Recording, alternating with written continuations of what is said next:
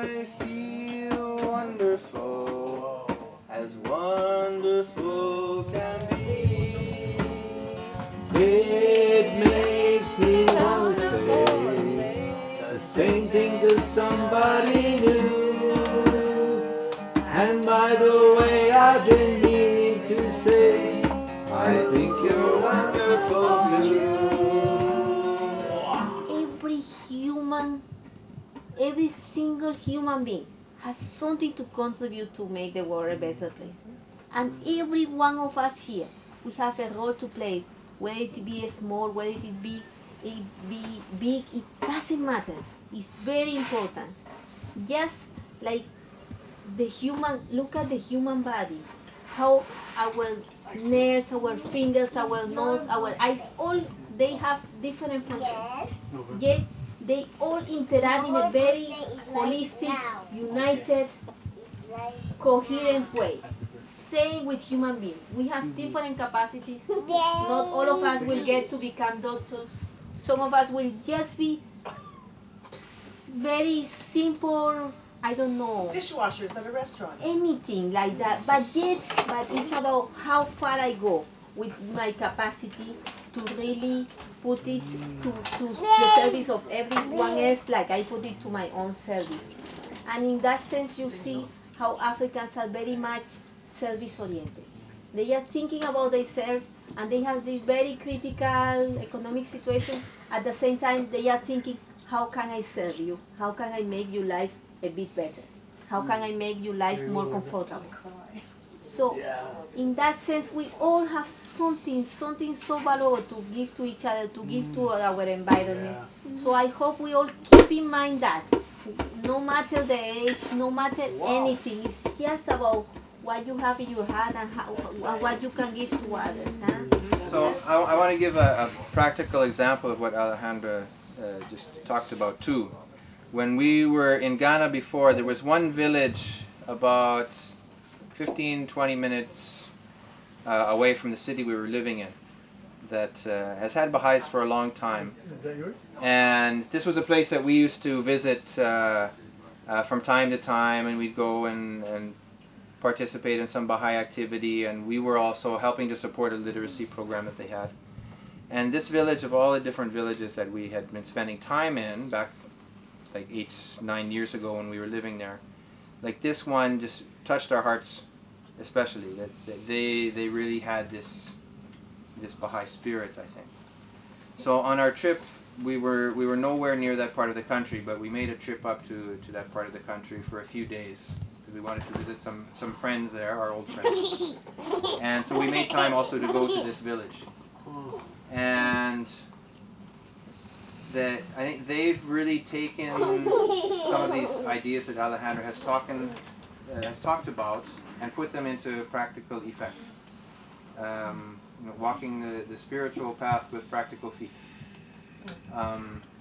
Like back from 1892 to 1921, the leader of the Baha'i community was Abdul Baha. It was Louis and Lewis have a photo of him there on the wall. And he was living in the Holy Land at that time, but he wrote letters back to the Baha'is in Iran and gave them a few ideas as to what they could do to develop their communities, and emphasized the importance of education and literacy, the importance of teaching the girls, and some other ideas like that, which at the time there were very radical. But the Baha'i community listened to his advice, and they went from being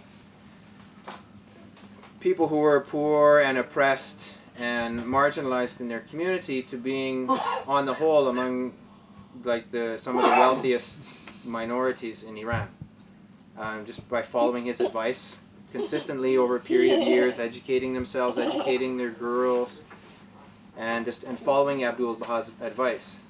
So this village where we went, they really have been doing the same thing.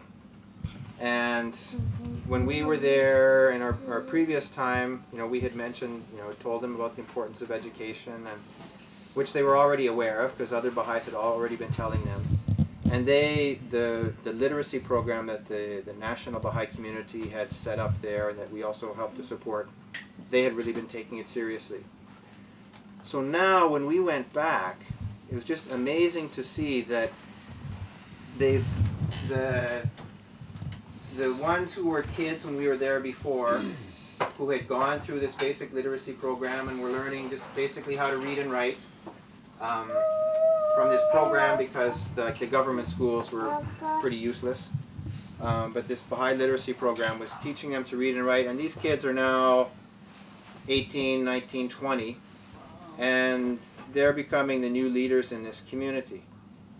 And so they've got, this community has established a stronger base of human resources to move ahead and develop their own community, and they've done it just by walking that spiritual path with practical feet.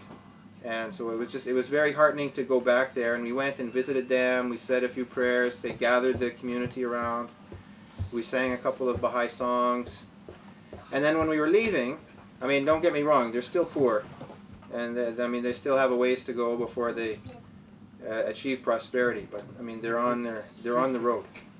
But so they're still poor, and when we were leaving the village, they went and different people contributed, and they gathered up some of the local rice that they had grown, and I forget what else they gave us, but they gave us some gifts to go away.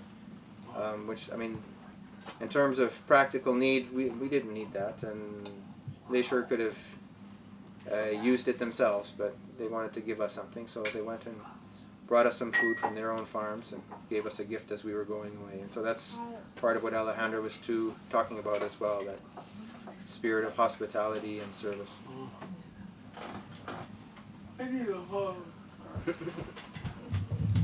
Like Ed said, my brother here, Louise and Louise,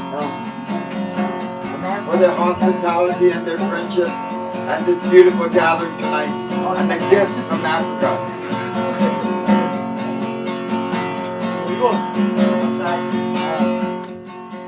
Ride high like an eagle.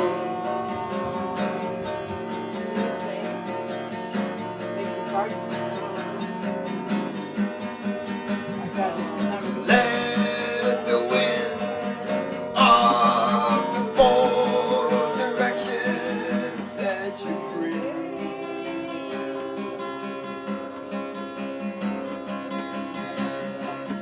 For